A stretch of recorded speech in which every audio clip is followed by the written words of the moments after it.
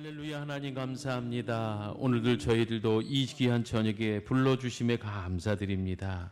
하나님, 시대가 어두워져 갈 때마다 깨어서 기도하는 백성들을 찾으시고 쭉정이와 알곡을 나누며 염소와 참된 양을 나누는 이 시대에 하나님, 저희들을 외면치 마시고 주님의 거룩한 구원 안에 건져 주시옵소서. 오늘 이 저녁에 저희의 찬송을 받으신 주님, 또 말씀 주셔서 깨닫는 영을 허락하여 주시옵소서. 하나님, 이번 주에 이제 목요일부터 시작된 우리 청년의 수련회를 통해서 예비된 은혜를 나려 주시옵소서. 우리 청년의 세대 때에 말씀으로 양육되게 하시고 큰 은총을 베풀어 주시옵소서. 상상할 수 없는 놀라운 변화와 기적을 경험하게 하옵소서. 예수 안에서 새 사람 되게 하옵소서. 오늘도 정성껏 예물을 드린 손길을 기억하시고 하나님의 간절한 기도의 조언을 소원을 응답하옵소서.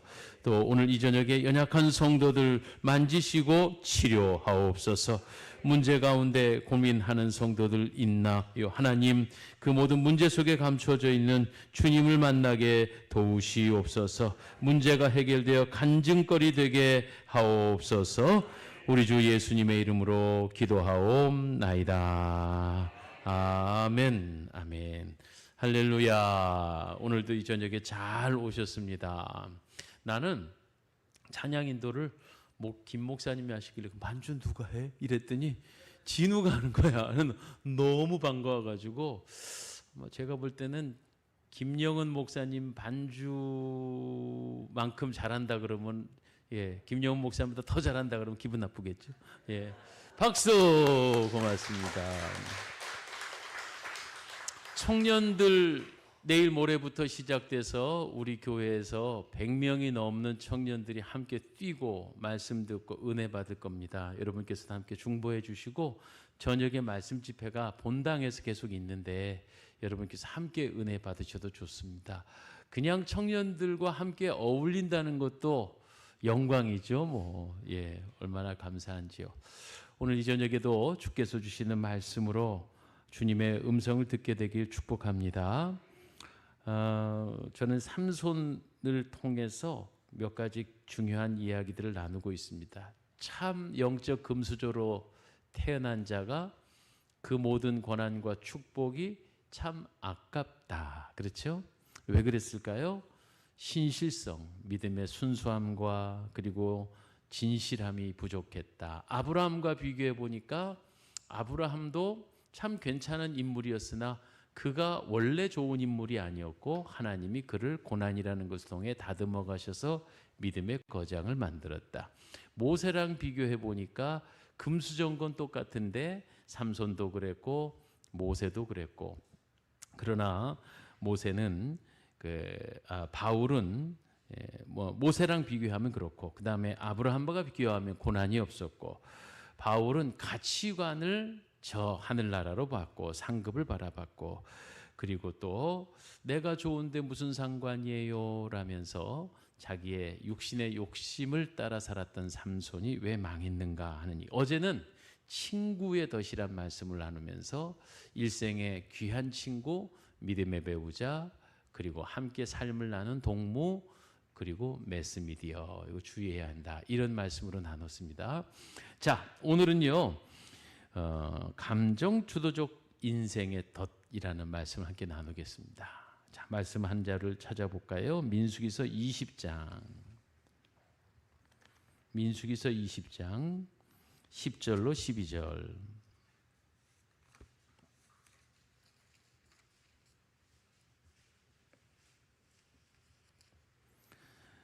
여기서 모세 이야기인데요. 모세와 아론이 회중을 그 반석 앞에 모으고 모세가 그들에게 이르되 반역한 너희여 들으라, 우리가 너희를 위하여 이 반석에서 물을 내랴 하고. 11절 시작.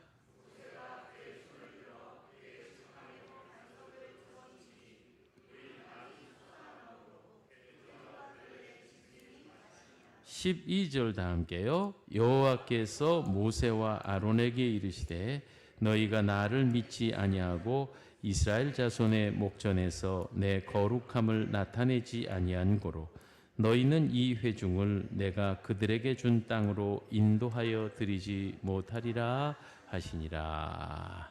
이게 무리바의 샘물 사건입니다. 그렇죠? 모세에게 있었던 사건. 여기다 접어두고 이제 함께 말씀을 살펴보도록 하겠습니다.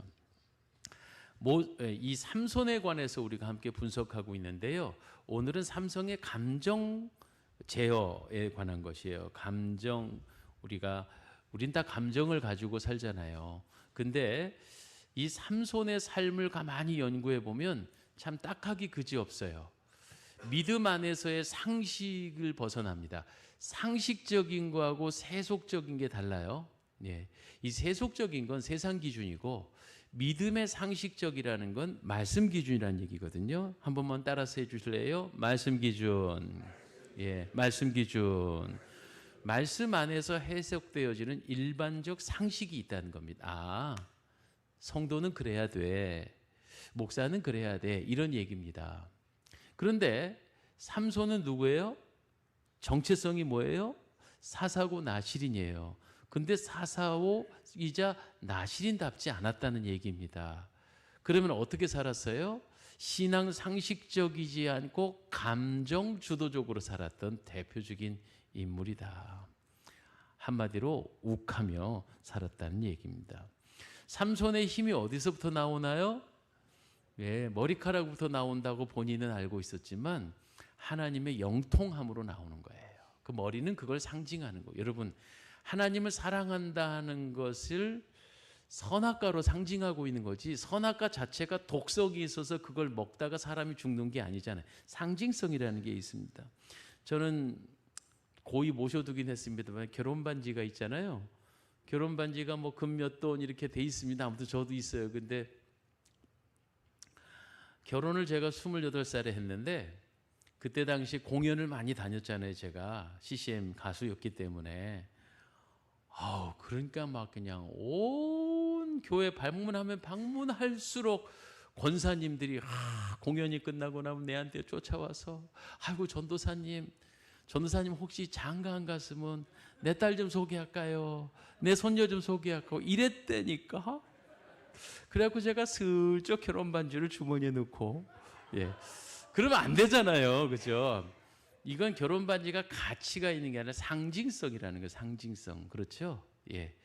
그래서 이 상징성이라는 것이지 지금 삼손이 하나님을 사랑한다는 나실인의 증거가 머리에 삭도를 대지 않는 거예요. 그 머리카락에서 힘이 나오는 게 아니고. 근데 얼마나 이 삼손은 어리석었어요? 들릴라에게 자기 힘의 원천을 얘기할 때 머리카락에서 나온다고 착각하고 있었고 실제로 머리가 밀리니까 힘을 잃었으나 그것은 머리카락이 힘을 잃은 게 아니라 하나님의 관계성이 깨진 상징성이 사라졌단 말입니다.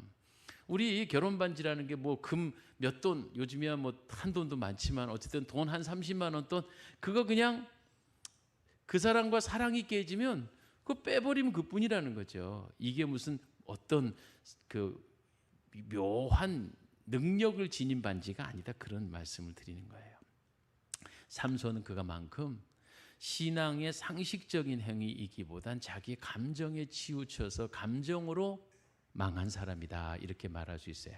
오늘 그 얘기를 조금만 더 구체적으로 해볼게요. 첫 번째, 자 우리 사사기서 14장으로부터 16장을 읽어봐야 된다 그랬는데 말씀을 몇 가지 여러분 상식이 다 되시기 때문에 빨리빨리 넘어갈게요.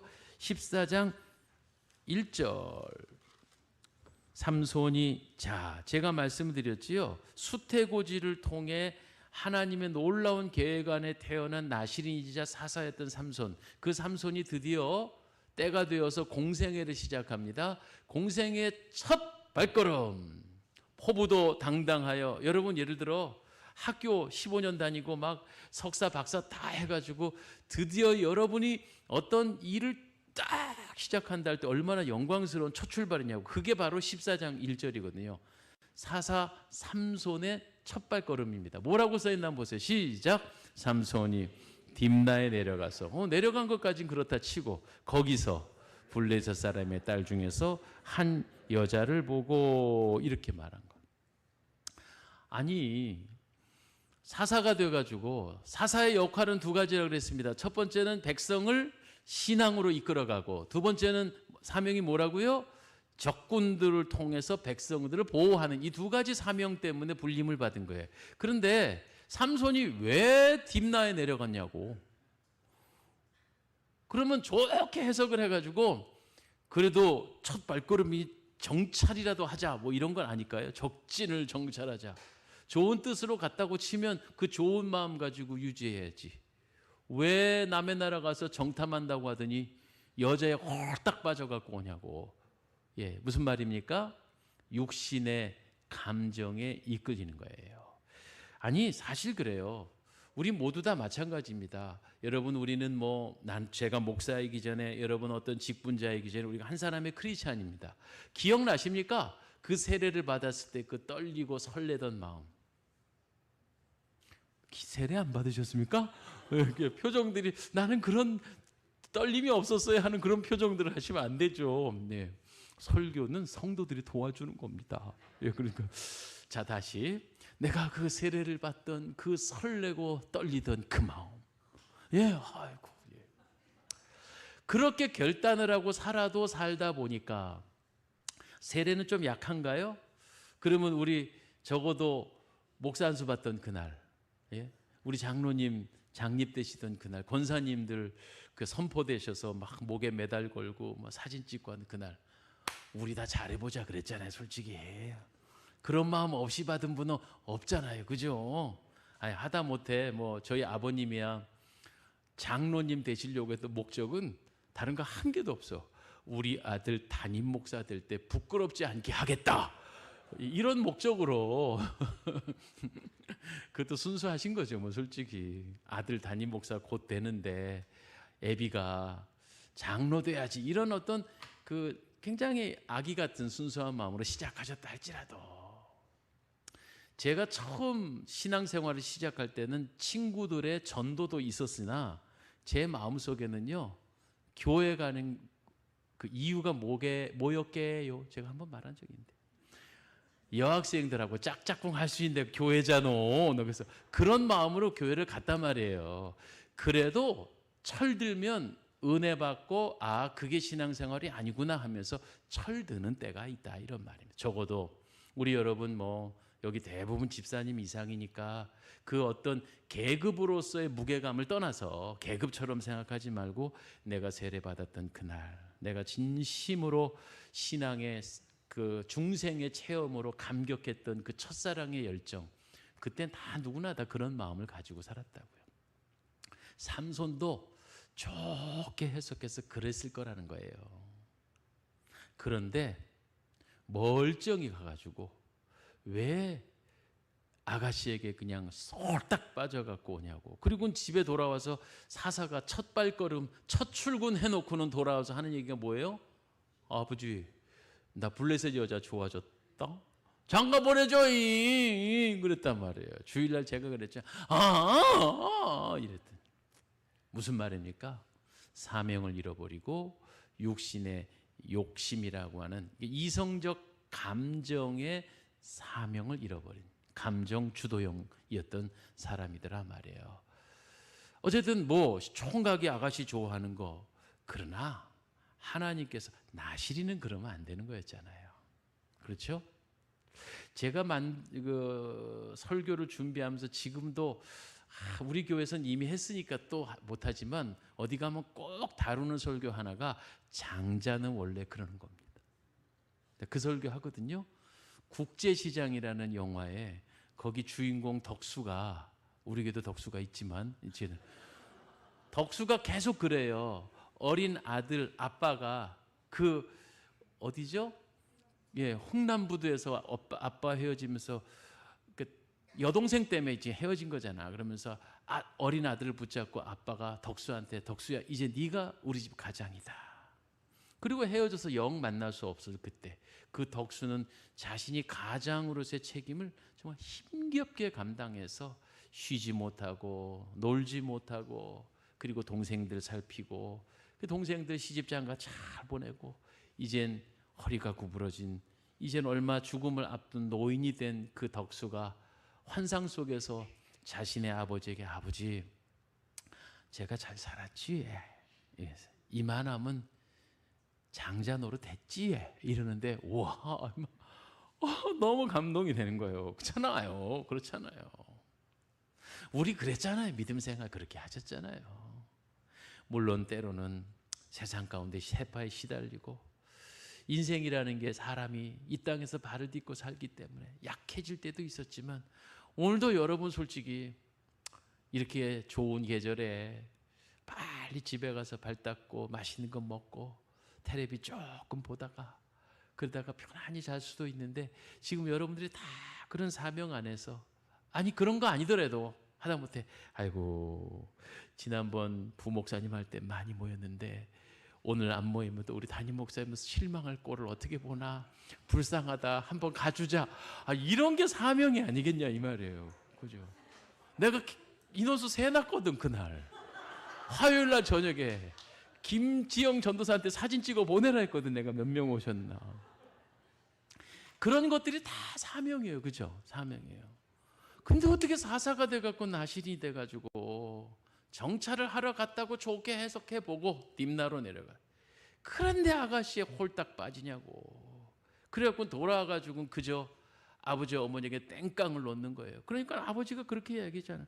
어디 우리나라 이 이스라엘의 딸들이 없어서 어디 할례 받지 않은 블레셋의 여자를 가지고 아내를 맞으려 하느냐 하면서 개탄을 하고 있는 거예요. 이 삼손이요, 사명보다 감정이 앞서요. 정확히 얘기하면 이성에 대한 음란한 욕구죠. 와, 근데 말이죠, 우리는 평범하잖아요. 지극히 평범한 사람이잖아요. 전 그런데 한 3년간 CTS라는 방송사의 본사에 가서 제가 3년간 라이브 방송을 계속 한 적이 있어요. 제가 그런 사람입니다. 제가 지금 익산에서 이 사랑의 동산교 담임 목사라고 여러분이 지금 저를 농담이고, 여러분 제가 그런 사람이거든요. 근데 여자 아나운서들이, 전문 아나운서들이 이렇게 바뀌거든요. 야, 근데 무슨 진짜 하늘에서 내려온 천사들 같아. 어떻게 이렇게 여자들이 이쁜지, 그냥 옆에 있음에도 마음이 두근두근두근해. 그 심정 모르는 게 아니야. 내가 삼손 그대 마음을 내가 모르는 게 아니라고. 그러나 나는 누구다? 김진옥이 남편이다. 이걸 잊어서는 안 되잖아요. 우리는 종종 자신의 정체성을 잃어버리고 자신의 욕정에 이끌려서 자신의 사명과 직책과 본분을 잃어버릴 때가 얼마나 많이 있는지 우리는 잘 한번 볼 것입니다. 삼손이 이 블레셋 여인을 좋아하게 되면서 뭐라고 고집을 부리죠? 3절 뒷부분에 이렇게 말합니다. 삼손이 그의 아버지에게 이르되 내가 그 여자를 좋아하오니 다 필요 없다 이 말이에요. 사명도 직분도 다 필요 없고 그건 그냥 개나 줘버려. 내가 저 여자랑 난 결혼할 거야. 그렇게 살면 안 된다 하는 말입니다. 자, 첫 번째, 사명도 잃어버리는 육신의 욕정에, 감정에 사로잡힌 거예요. 성경을 기준으로 하는 성경적 상식선을 벗어났다는 거죠. 여기 계신 분은 한 분도 그런 분이 없으신 줄 믿습니다. 두 번째 보면 이제 8절과 9절, 14장 8절과 9절을 보십시다.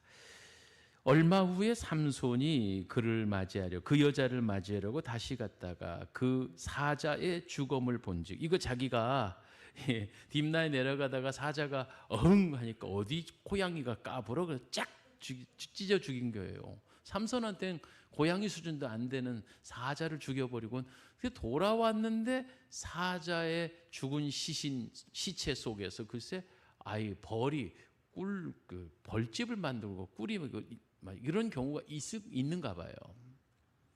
근데 그것을 떠다가 어떻게 했대요? 지도 시컷 먹고 그다음에 부모에게 갖다 드렸어요. 자, 요게 뭐냐 하면 여러분, 사람이 배고픈 게 뭔 죄겠습니까만은. 그러나 배가 고프다고 시체를 건들 수 있다 없다. 누구는? 사사는, 나시리는 안 되는 거예요. 예.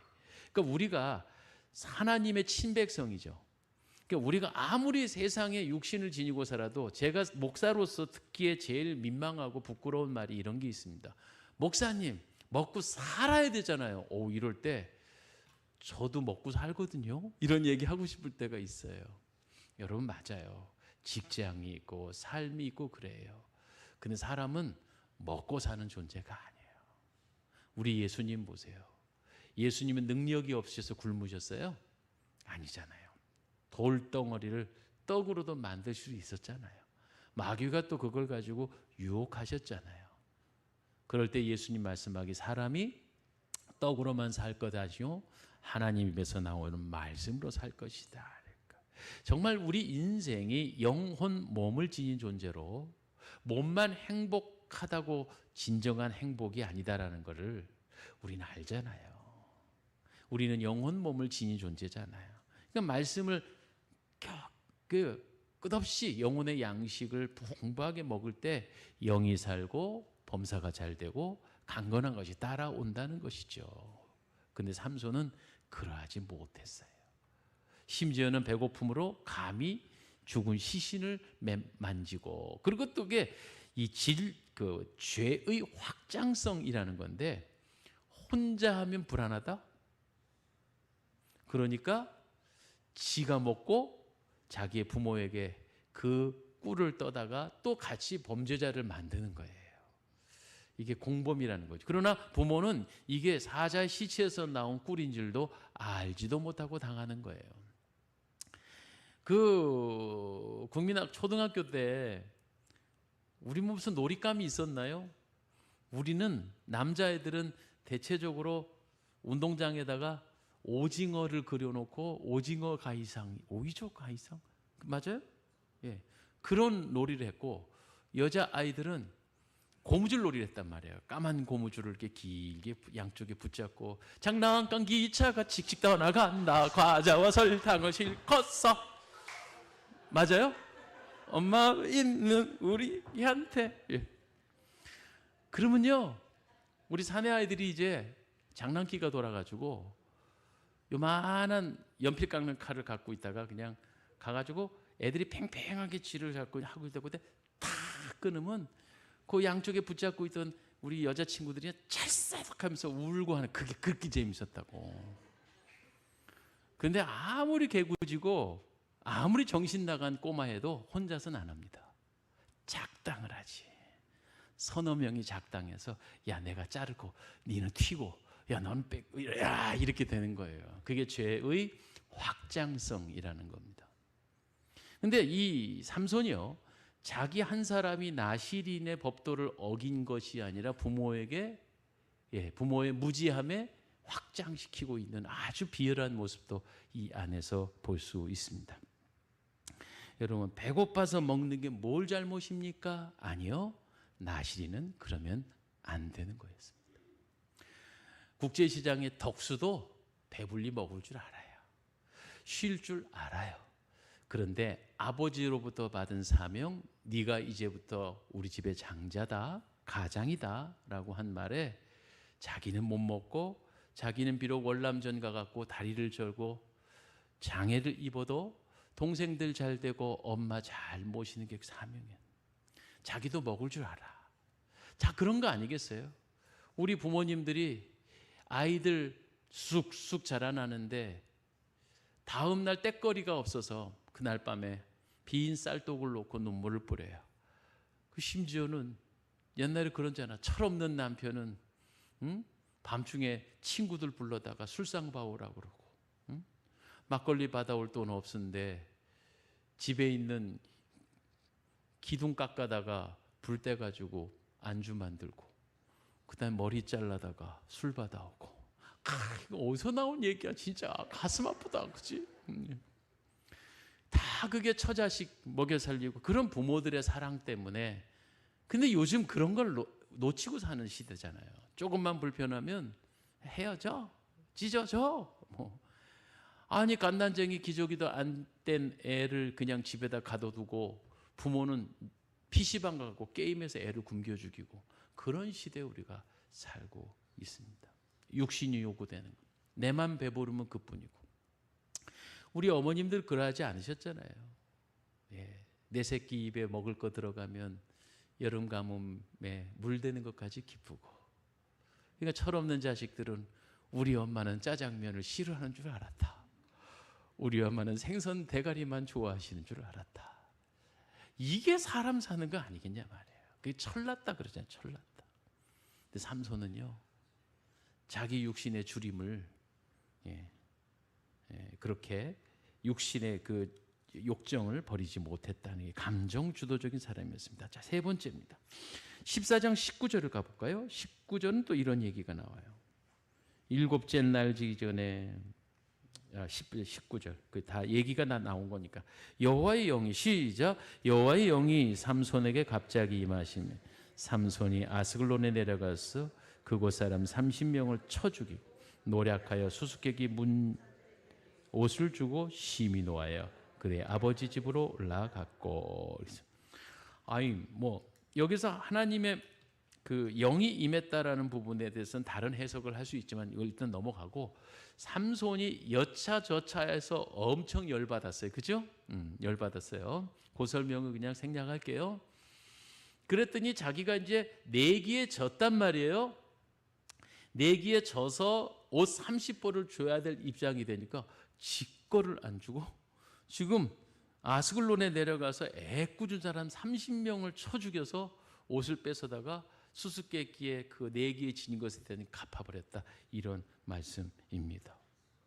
여러분 지금 이 삼손에게 성경은 여호와의 영이 갑자기 임하심에 이렇게도 말했지만 이것은 하나님의 큰 그림의 역사고 그렇죠?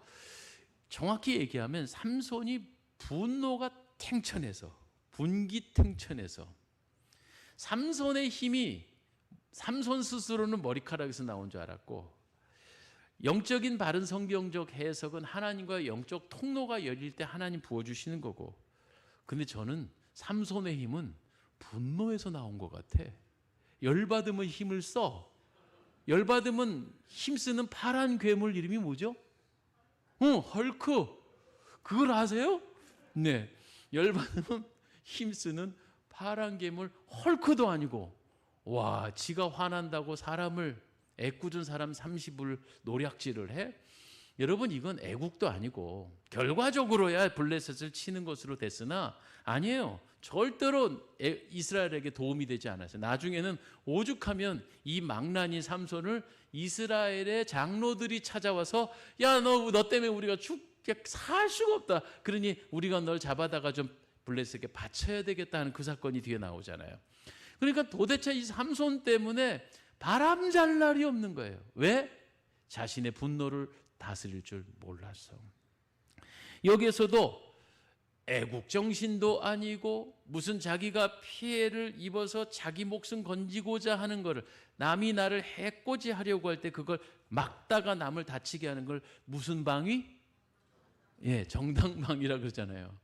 그것도 아니잖아요. 지금 이게 완전히 뒷골목에 건달도 아니고 지 화가 난다고 지 힘 세다고 그냥 못된 짓으로 사람들을 노략질한 것 말고 더도 아니더라 이런 말입니다.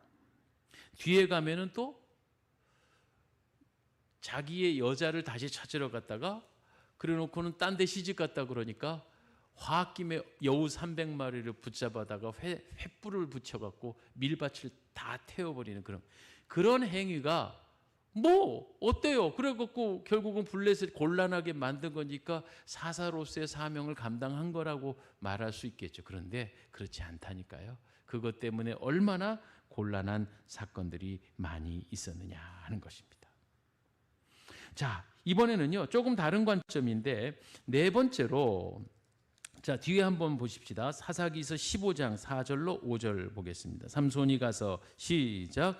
삼손이 가서 여우 300마리를 붙들어 그 꼬리와 꼬리를 메고 회를 가지고 두 꼬리 사이에 한 회를 달고 회에 불을 붙이고 그것을 블레셋 사람들의 곡식밭으로 몰아들여 곡식단과 아직 배지 않은 곡식과 포도원과 감람나무들을 사른지라. 이렇게 되어 있습니다. 이런 일로 인해서 어떤 일이 벌어지나요? 딥나의 그 여인과 그리고 또 그 장인 되는 사람과 그것을 다 불살라 태워 죽입니다. 누가? 블레셋 사람들이. 도대체 이게 성경에서 지금 19금도 한 18세 이하는 볼 수가 없을 만큼 잔인하고 참혹한 사건들이 여기에서 일어나고 있습니다. 그런데 한 가지 이해가 안 되는 건 뭐냐면 지금 이 딥나의 여자의 장인의 태도입니다. 어쨌든 사위가 됐던 삼손이 그렇게 수수께끼 문제를 놓고 옷 30벌 던져놓고 화를 내서 떠나갔다. 이것도 엄밀히 말하면요, 남편이 할 짓이 아니죠. 아니, 결혼식 시컨 일주일 내내 잔치 벌려놓고 그 사건으로 인해서 화가 나서 나 너랑 안 살아? 하고 가버렸다는 게 이게 도대체 보통 상식적인 해석이 되냐 이 말이에요. 그런데 또 15장 처음에 보면은 밀거둘 때 얼마 후 밀거둘 때 15장 1절에 보면 삼손이 염소 새끼를 가지고 다시 아내를 찾아갑니다. 내 마누라 내놓으시오. 자, 이 장면이 어떤 장면일까요? 저는요, 화가 나서 버려버릴 땐 또 헌시짝처럼 버려버리고 시간이 지나니까 또 예쁘고 그 아리따운 블레셋의 딥나의 여자 욕정이 또 발생해서 다시 마음이 바뀌는 거예요. 참 비겁한 얘기이지요. 그래서 염소는 화해 선물 같은 걸로 들고 들어갔으나 이미 다른 집에 시집 보내버리니까 또 여우 300마리 가지고 난리법석을 떨게 된 것이죠. 자, 여러분 여기서 한 가지 생각할 부분은요, 이거는 이제 이방 여인과의 결혼이 망쳐졌다는 차원이 아니라 화난다고 아내를 버릴 수 있습니까? 네. 내 기대에 못 미친다고 남편과 헤어지면 되는 겁니까? 안 되잖아요. 저는 계속 지금 성경적 상식을 얘기하는 겁니다. 하나님은 한 몸을 이루게 하는 사람이 결코 나눌 수 없다라고 말했습니다.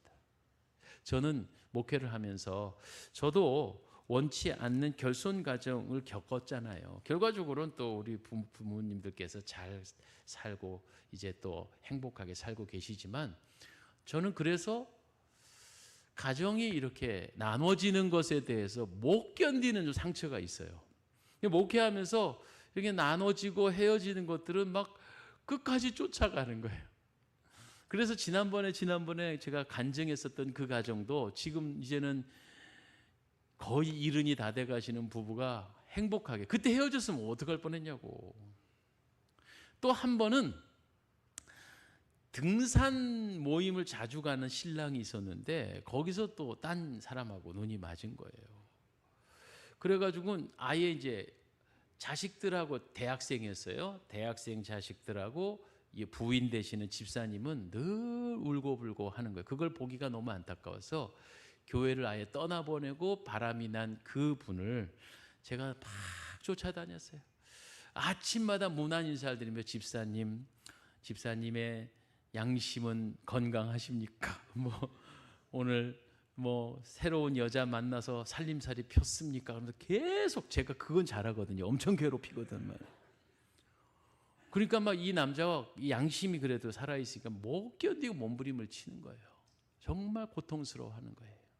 그렇게 고통스러우면 돌아오시죠. 무슨 일이 있었는지 알아요? 그 여자랑 함께 우리 남자 집사님이랑 함께 사는 여자가 어느 날 교회를 찾아가고 여기 임재규 놈 나와! 이러는 거예요. 그래서 누구신데요? 그랬더니 내가 누구 마누라다. 참 마누라는 무슨 마누라야. 바람난 여자지. 그래갖고 한번 그분이, 그러니까 상대되는 여자가 자기랑 사귀는 이 남자가 너무 괴로워하니까 목사가 자꾸 그냥 아프게 한다고 따지러 온 그런 경험도 있어요. 근데 결과적으로는 그 집은 헤어졌어요. 안타까워요.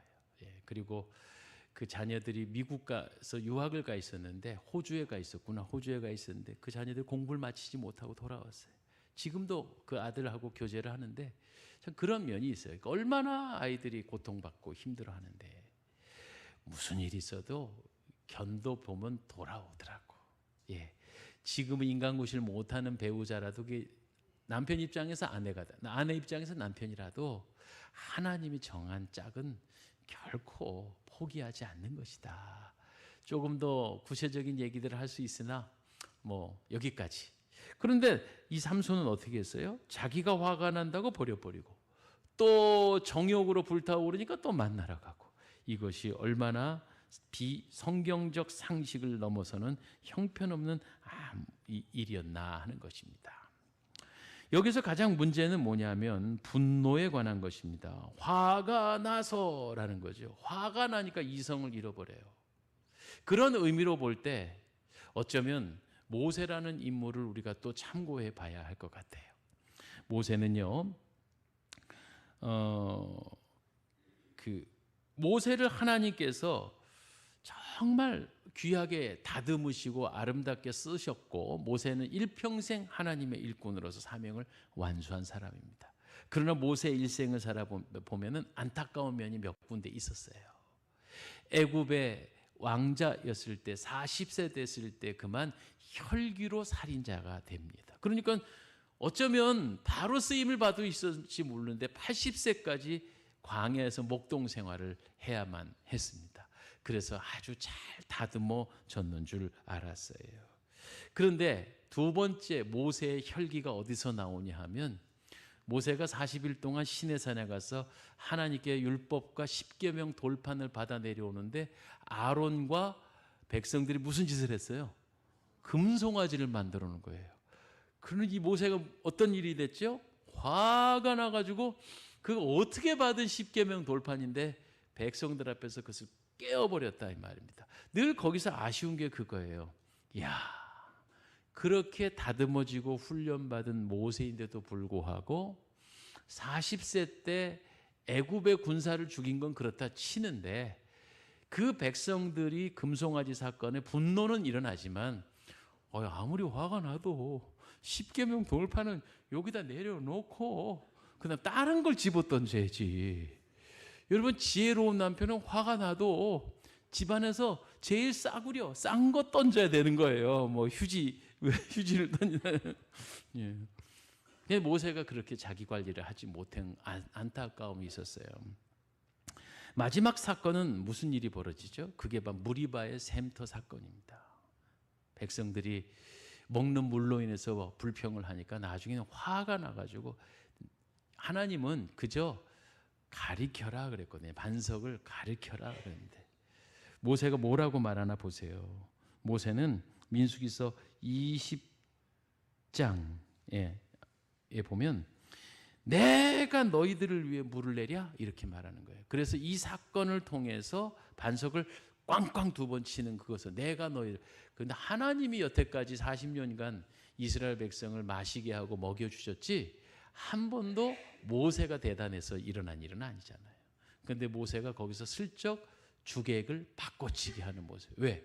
화가 나서. 우리도 분노라고 하는 이 감정이 나를 지배하지 않도록 정말 조심해야 하겠어요. 저도 화가 나가지고 안 해! 그리고 부목사 집어던지고 18개월을 손가락을 빨았다. 제가 이런 말을 많이 해요. 그 이후로는 정말 함부로 후회할 짓은 하지 말자. 그래서 조금 더. 그런데도 늘 실수하고 후회스럽죠. 내가 왜 그 말을 왜 했을까? 내가 왜 그렇게 했을까? 살면서 너무 돌이킬 수 없는 실수가 참 많이 있습니다. 여러분, 분노는 마귀로 tum을 준다 그랬어요. 그죠? 그러니까 우리가 분노가 왜 안 납니까? 사람인데. 그런데 그 분을 품 때 해가 지기 전에 풀어라 그랬어요. 그렇지 않으면 마귀가 틈을 맞는다.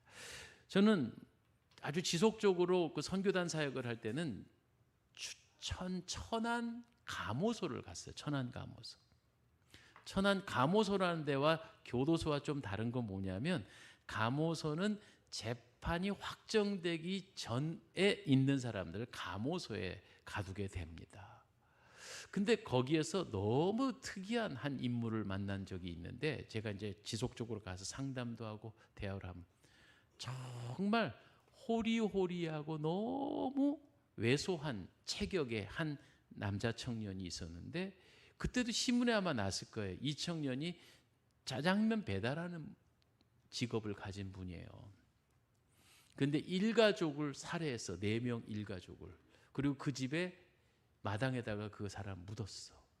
근데 이 수사관들이 수사를 해보면 도저히 이렇게 왜소하고 이렇게 호리호리한 이 친구가, 그 집엔 또 그 일가족에 살해당한 그 가족 중에는 축구 선수가 있어서 축구 선수. 그리고 귀골이 장대한 청년이 있었는데, 이 한 친구가 일가족을 이렇게 몰살시킬 수는 없다가 결론이었어요. 그러니까 계속 뭐냐면 공범대 이거예요. 그 사건이 이런 거더라고요. 요즘은 그럴런지 모르는데, 옛날에는 짜장면 먹고 나면은 이제 짜장면 문 앞에다 놔두고 돈 받으러 오잖아요. 근데 계속 다음에 와 이렇게 된 거예요. 그러니까 이 친구가 너무 이제 배달하는 친구가 화가 많이 났겠지.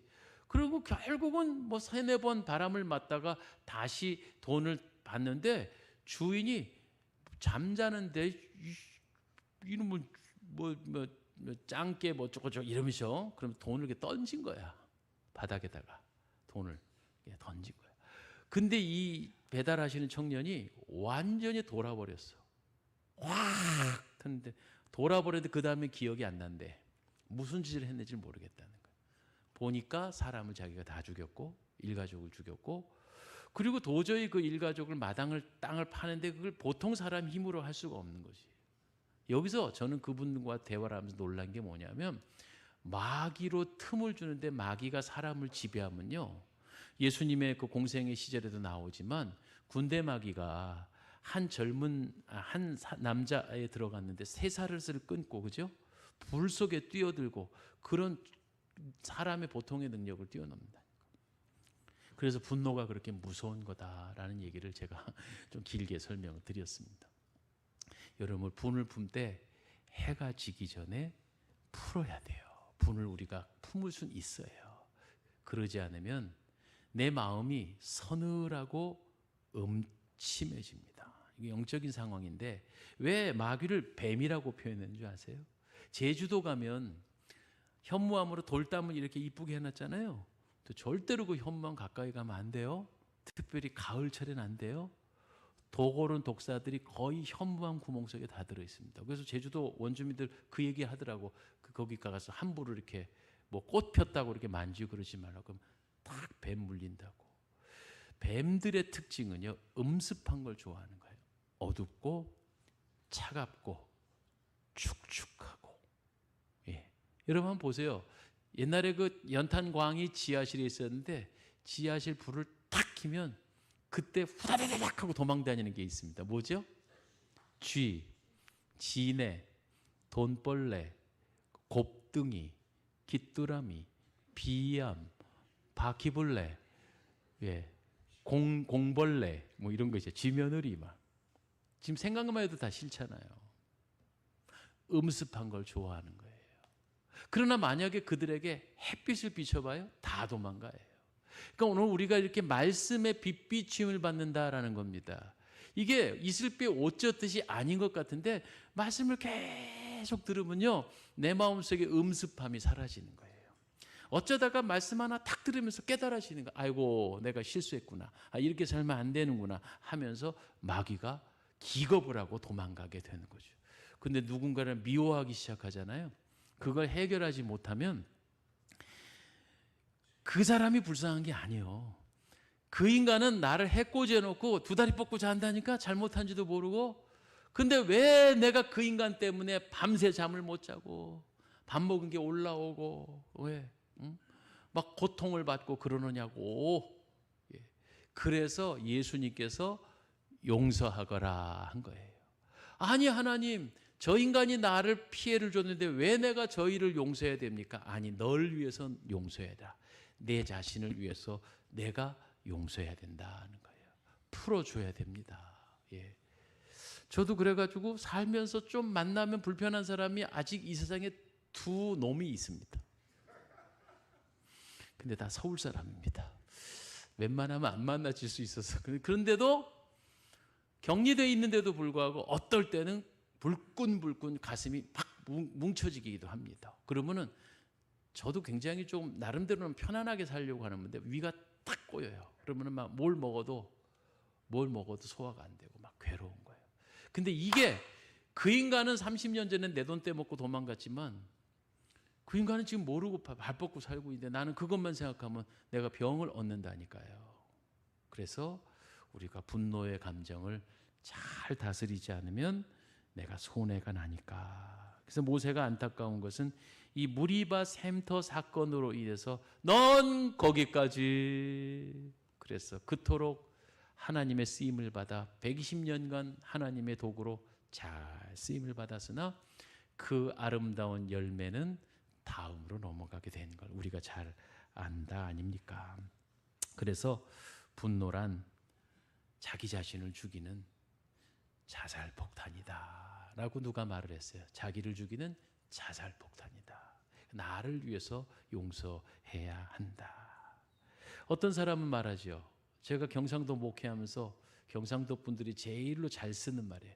내가 비록 이래도 난 뒤끝은 없어 이런다니까.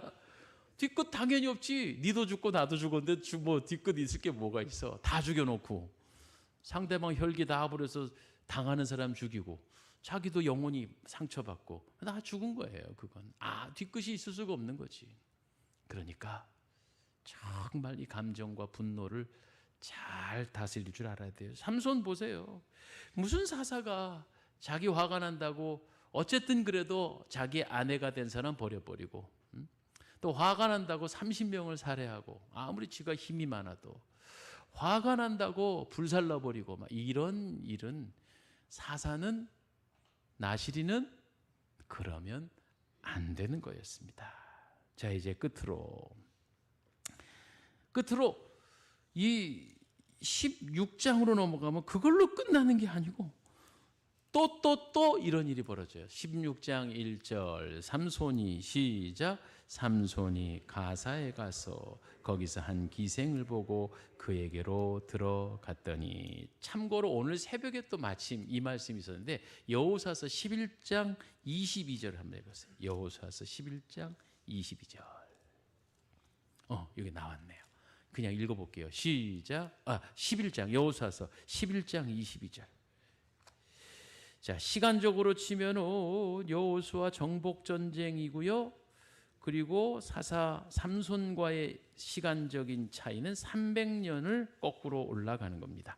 11장 22절 시작. 이스라엘 자손의 땅에는 아낙 사람들이 하나도 남지 아니하였고 가사와 가드와 아스도세만. 그런데 지금 사사기서 16장에 보니까 삼손이 어디에 가서? 가사에 가서 기생을 만났대요. 이스라엘의 정복 전쟁을 하는데 멸절하라 했는데 가사, 가드, 아스돗에 여호수아가 지금 사사 시대 한참 앞 사람이잖아요. 300년 앞의 사람인데 여호수아가 이 촌동네는 그냥 놔둬. 코 올리게밖에 없고 할머니들 할아버지들밖에 없어. 이렇게 놔둔 자리에서 누가 나왔어요? 들릴라가 나온 거예요. 가드에서는 누가 나오게요? 가드 사람 골리앗이 나와요. 아스돗은 뭐예요? 엘리 제사장이 빼앗겨 법궤가 아스돗에 가 있어요. 무서운 얘기라니까. 그게 300년, 600년, 650년 뒤에 나오는 사건이에요. 그냥 성경은 괜히 그 구절을 껴놨지 않았어요. 여호수아 11장 22절의 말씀은 정복전쟁의 승리의 보고가 쭉 기록되어 있는데 하필이면 이 구절이 살짝 껴있다니까 거기에. 근데 가사, 가드, 아스돗이 300년, 600년, 650년 뒤에 그게 들릴라가 되고 그게 골리앗이 되고 그게 법궤를 빼앗기는 사건이 벌어지는 무서운 얘기 아닙니까 솔직히. 자, 그런데요. 이게 아킬레스건이라고 들어보셨어요? 아킬레스건. 예, 뭔 얘기예요? 예. 옛날에 그 스파르타 뭐 하던 그 시절이잖아요. 예. 여기 호머의 일리아드에 나오는 건데 아킬레스의 모친이 되는 테티스라는 이 여왕이 자기 아들은 무적의 아들을 만들기 위해서 당시의 전설에 스틱스라고 하는 강물에 아이를 담그면 무적이 되는 거야. 그래갖고 그 아킬레스라는 아들을 이게 아기를 물속에 담갔다 꺼냈다 하는데 발목을 붙잡고 발맞다 꺼냈다 이렇게 하니까는 머리부터 발목까지는 천하무적인데 이 발목까지 그 약점이 있었던 거지. 근데 거기에서 이제 나중에 트로이의 왕자 파리스가 활을 쐈는데 하필이면 그 아킬레스의 약점이 발목에 화살이 꼽히는 그 사건, 여러분 마기언이 아시죠? 네, 옛날에 그 뭐 무슨 말 이렇게 옛날 소설책 보면 이게 아킬레스의 건입니다. 삼손의 아킬레스 건은 뭘까요? 여자예요, 여자. 예.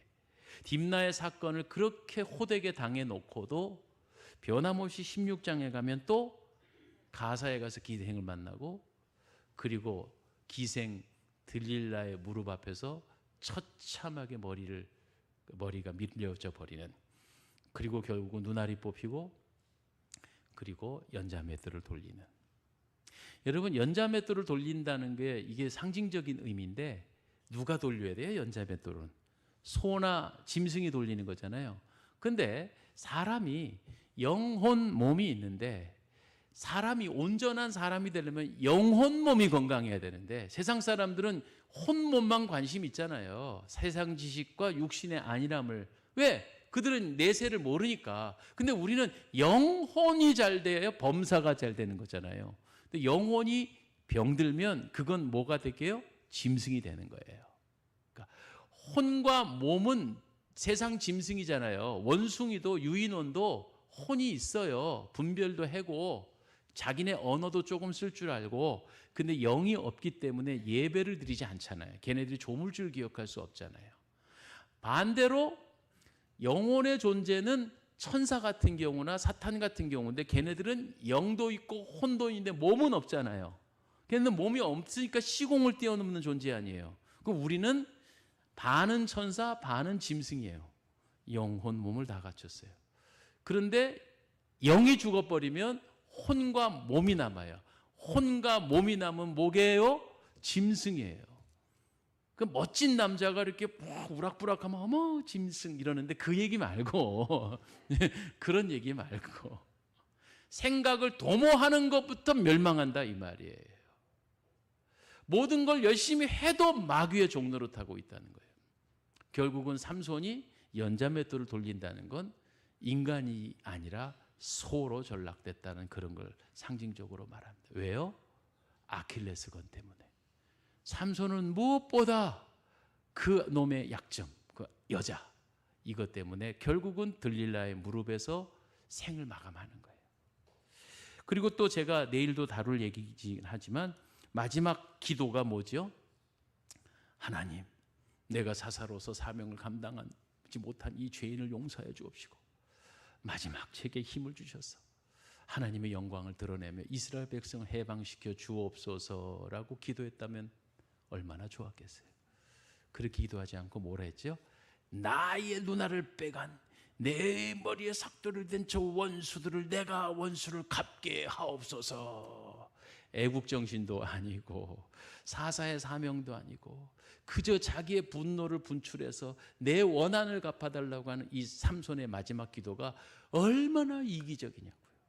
물론 그 사건을 통해서 기둥 2개를 무너뜨리고 블레셋을 멸절시켰다는 말은 나오지만 그건 하나님의 큰 그림이고 원래 그렇게 비참하게 끝날 사사로 태어난 사람이 아니었잖아요. 그러나 결과적으로 뭡니까? 자신의 감정에 완전히 매몰돼서 그냥 감정에 이끌려 살았던 자로. 왜 그랬을까요? 그에게는 말씀이 없었던 거예요.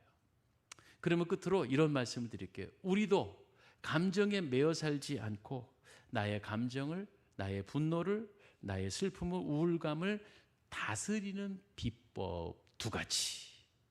첫 번째는 말씀입니다. 다른 방법이 없어요. 영을 깨우는 것은 생명의 말씀밖에 없습니다. 그럼 우리가 지속적으로 말씀을 가까이 하셔야 돼요. 저는 성도님들이 이렇게 괴롭히는 못된 목사로 이제 점점 교계에서 유명해지고 있습니다. 오늘 사실은 낮 시간에 조금 고단하긴 했는데 저기 무국 음성의 이행규 목사님하고 그 다음에 윤치영 목사님이 목사님 좀 봅시다. 밥 좀 먹읍시다. 그리고 제가 거기서 왕복 4시간을 갔다가 밥 안 끼고 왔어요. 예. 근데 그분들이 다 하나같이 하는 말이에요. 지금 시대를 살릴 길은 성도들에게 말씀에 빛 비추면 다른 방법이 없다. 여러분 부디 말씀이 풍성한 곳에 여러분 수고스러워도 함께 하셔야 돼요. 더불어서 말씀을 좀 많이 읽어주세요. 예, 읽는다는 건 풍부하게 읽으셔야 돼요. 나무도 보고 숲도 보고 근데 말씀이 살 길입니다. 그게 바로 감정에 얽매이지 않는 거죠. 이 삼손이 이렇게 혈기 충천해 갖고 못된 짓 하고 돌아다닐 때 어디 한 군데도 하나님께 여쭈었단 말이 없잖아요. 다윗을 보세요. 하나님 내가 이렇게 하는 게 옳습니까? 아닙니까? 여쭙잖아요. 그러니까 오늘도 우리들이 저도 잘 못하지만 사랑하는 여러분 뭐가 이렇게 화가 나고 속상하고 열받고 막 이럴 때 조금만 10번만 숨을 좀 깊이 쉬시고 그 다음에 하나님 앞에 여쭈세요. 그리고 또 말씀에 귀 기울여 보세요. 분명히 답이 있어요. 두 번째는 뭐냐면 하나님 내가 불쌍한 종입니다. 저를 다스려 주세요. 그러니까 위임하는 거예요. 주권을. 내가 함부로 결정하지 말게 하옵소서. 그래서 점점 나이를 먹으면서 그런 부분에서 조금씩 배워가는 것 같아요. 저는 사실은 시간이 갈수록 제가 익산 사랑의 동산교회 저를 위해서 기도해 주시는 분이 너무 많구나. 제가 우리 교회에 와서 진짜 목사 이렇게 100분의 1 요만큼 이제 배워가는 것 같습니다. 근데 늘 하나님 나는 못합니다. 성령께서 도와주셔야 돼요. 이 두 가지의 삶을 가지고 해야 우리가 감정에 치우치지 않고 온전한 장자, 온전한 목회자, 온전한 직분자로서의 삶을 살아갈 수 있는 줄 믿습니다. 멀쩡히 구원받고 직분 받았는데도요 정말 감정에 휩쓸려서 그냥 수 틀리면 집어던지고 수 틀리면 옮겨댕기고 막 그냥 이게 너무너무 많아요. 조금만 더 깊이 우리 자신을 말씀 앞에 푹 빠지고 겸손히 낮아져서 혈기 부리지 말고 극단적인 선택하지 말고 이 삼손같이 부끄러운 생을 마감하지 말고 우리 남은 생에 정말 하나님 앞에 큰 인정받는 그런 주의 종 되시길 주의 이름으로 축복을 드립니다. 할렐루야. 예, 내일은 두려움이라는 얘기를 한번 나눠보려고 그래요. 계속해서 이렇게 좀 말씀 나누는 거 괜찮지요? 예, 그렇습니다. 우리 찬송 한번 하실까요? 예. 자, 찬송 337장 찬송합니다. 주님 저희를 불쌍히 여겨주시고 긍휼히 베풀어 주시옵소서. 성령께서 우리와 함께 하셔서 우리를 다스려 주옵소서. 말씀과 기도를 통해서 감정을 이기게 하옵소서. 우리 찬송합니다. 내 모든 시험 무거운 짐 주 예수 앞에 아뢰이며 근심에 쌓인 날 보라고 내 근심 모두 맡으시네. 무거운 짐을 나 홀로 지고 견디다 못해 쓰러질 때 불쌍히 여겨 구원해 주 주님 은혜의 주님 오직 예수 내 모든 괴로움 닥치는 날 주 예수 앞에 아뢰이며 주께서 친히 날 구해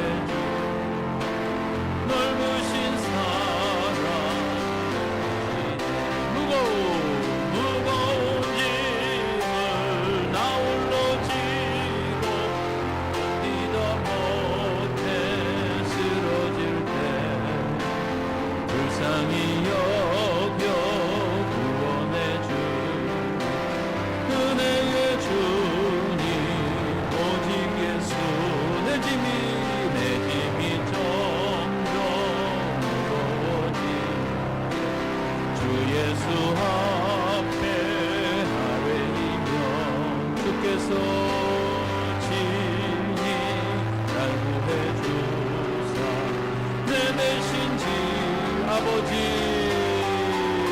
주여 무거운 짐을 나 홀로 지고 견디다 못해 쓰러질 때 불쌍히 여겨 구원해 주 은혜 준 이 시간에 두 가지를 놓고 기도합니다. 하나님, 저를 불쌍히 여겨주세요. 내가 감정을 가진 자라서 때로는 분노하고 속상해하고, 그런데 이 분노가 나를 장악하지 않도록 성령께서 저희를 불쌍히 여기시고 저희를 지도해 주시기 원합니다. 말씀에 날마다 깨어서 말씀의 감동과 은혜를 허락하여 주옵소서. 빛 비추어 주옵소서. 원수막이 되어 쫓아 주옵소서. 이 두 가지를 놓고 주여 삼창하고 통성으로 기도합니다. 주여 주여 주여. 하나님 아버지, 마귀를 통하여서 우리를 넘어뜨리려고 할 때에 우리가 감정에 얽매여서 분노하고 좌절하고 열등함에 빠지고, 하나님 저희를 불쌍히 여겨 주옵소서. 말씀의 빛비춤을 통해 어둡고 더러운 것 내어 쫓아주실 줄 믿습니다. 주님 용서하고 풀어주고 기억도 없어지게 하여 주시옵소서. 오직 주께서 주시는 생명의 말씀으로 위로를 받고 하나님의 놀라운 은혜로 세상의 모든 슬픔과 어려움을 능히 이겨나가며 육신이 나를 장악하지 않도록 쳐서 복종시켜서 되어지게 하여 주시옵소서. 주여 함께 하시고 은혜 베풀어 주시옵소서. 아버지, 말씀의 빛비춤을 통해 모든 허물들을 물리쳐 주시옵소서. 감정에 얽매이는 자 되지 말게 하시고 우리를 하늘의 온유함으로 던집혀 주셔서 온유함과 절제와 사랑과 인내와 자비와 양선과 기쁨을 회복하도록 주여 인도하여 주시옵소서. 아버지, 목요일부터 있을 우리 청년의 수련회를 위해 중보해 주시기 바랍니다. 의인의 간구하는 역사하는이 크다 하셨는데 오늘 여기 계신 분들이 중보해 주시고 관심 가져주셔서 저 100명이 훌쩍 넘는 젊은이들이 한자리에 모입니다. 참으로 대단한 일입니다. 하나님 이 일을 통해서 하나님 우리의 믿음의 다음 세대들이 큰 은혜 누리게 해달라고 중보하겠습니다. 주여 한번 외치고 기도합니다. 주여. 하나님 아버지, 우리 귀한 청년들, 우리 귀한 사랑의 농산교회 청년들, 그리고 우리 천안교회 청년들, 복된교회 청년들, 하나님 중앙교회 청년들이 모여서 아버지 하나님 귀한 사명을 아버지 감당하게 하시고 말씀이 선포될 때 우리 청년들의 마음이 변화되게 하시고 큰 감동 감화를 받게 하여 주시고 아버지 역사하여 주셔서 주님의 은혜 가운데 아버지 귀하신 놀라운 은혜가 충만히 이루어질 수 있도록 주여 함께하여 주시옵소서. 주님 역사하여 주시옵소서. 주여 붙잡아 주시옵소서. 이를 위해 준비하는 우리 귀한 목사님과 교역자들과 아버지와 모든 문제를 준비하는 귀한 손길을 기억하여 주시고 성령의 은혜를 덧입혀 주셔서 이번에 참으로 거룩한 일들이 많아지도록 도와 주시옵소서. 주님 감사합니다. 영광을 받으시옵소서. 크게 역사하실 주님을 기대합니다. 하나님 함께하여 주시옵소서. 우리 주 예수님의 이름으로 기도하옵나이다. 아멘. 주님 사랑합니다. 성회 가운데 성령의 기름 부어주실 줄 믿고 감사드립니다. 범사에 감사합니다. 오늘도 소망의 주님을 바라봅니다. 하나님 한 분이면 충분합니다. 이것이 우리의 평생 고백되기 원합니다. 주님 사랑합니다. 주님 성령의 충만한 은혜를 부어 주옵소서. 하나님 오직 말씀에 하나님 뜻을 발견케 하옵소서. 이상의 정성의 예물을 우리 주님 기뻐 받으시옵소서. 하나님, 내 힘으로 어쩌지 못하여 주님만 바라봅니다. 문제는 해결되게 하시고 병만은 떠나가게 하시고 하나님, 기도하고 부르짖는 게 하늘에 상달되게 하여 주옵소서. 우리가 비록 육신을 가지고 있으나 감정에 얽매여 지배당하지 말게 하시고 오직 말씀의 빛비춤을 통하여 사랑하는 성도들의 삶의 어둠을 물리쳐 주시고 분노는 사라지게 하옵시고 성령의 충만함으로 말미암아 성령이 이끄시는 대로 사랑과 희락과 화평과 인내와 온유와 절제와 자비와 양선의 아름다운 열매를 주렁주렁 맺는 우리 사랑의 동산교회 성도들 되게 하옵소서. 우리들에게 가능성을 보시기에 내버려 두지 아니하시고 때로는 시험거리로 연단으로 훈련시키는 것임을 믿고 감사드립니다. 버린 자식 되지 않은 거 감사합니다. 하나님, 연단을 원망과 불평으로 나쁘게 쓰지 말고 정금되어지는 귀한 길로 잘 인내하고 견뎌내서 하나님의 상급받는 주의 종들 되게 하옵소서. 나는 하나님 나라의 군사다. 나는 원수마귀 적진을 싸워 이기는 십자가 군병이다. 성도와 사사, 나시린, 목사, 직분자의 사명을 잘 감당하도록 성령이여 함께 하옵소서. 우리 주 예수님의 이름으로 축복하고 기도하옵나이다. 아멘.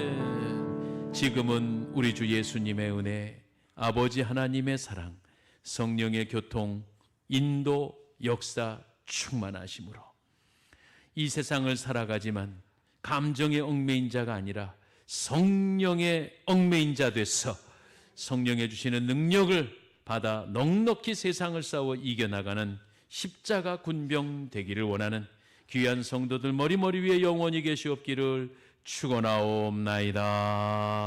아멘.